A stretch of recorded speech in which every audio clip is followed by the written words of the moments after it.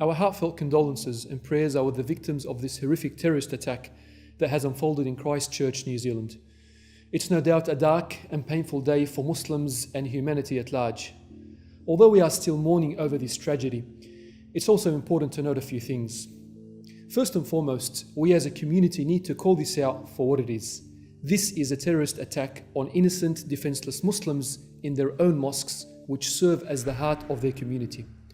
Politicians, media outlets, commentators all need to call this out for what it is. This is white supremacy. This is right-wing extremist hate. This is racism. And above all, this is terrorism. To make matters worse, it's sickening to see that even in the time of mourning, many senseless individuals have taken to their keyboards to further foster hatred against the Muslim community. Senator Fraser Anning even went further to claim Muslim immigration was responsible for today's terrorist attack. It's about time we take a stance against such extremism and drive it out of our communities. Perhaps the same resolve and dedication our Prime Minister showed to stopping radical Islam should be applied to stopping extreme radical white supremacy, which is alive and well in our country.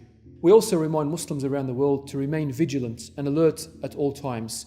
Islamophobia is real, and hate-filled white supremacists such as the ones we saw today do exist. It's perhaps time mosques start investing in security and protection to ensure they are well guarded and protected from such acts. Lastly, we would like to remind all Muslims who are struggling to comprehend the madness of today's terrorist attack to stay strong. As hard as it is to bear the calamity of what took place, always remember that Allah subhanahu wa ta'ala is with us. As difficult as this situation is, Allah subhanahu wa ta'ala is always with us. Remember that these people died on a Friday, in a masjid, in the most beloved place to Allah subhanahu wa ta'ala. We ask Allah subhanahu wa ta'ala to accept all the victims today as martyrs, spare them from the trials of the grave, and grant them a swift entrance into paradise. May Allah subhanahu wa ta'ala grant us peace in this world and restore sanity to our communities.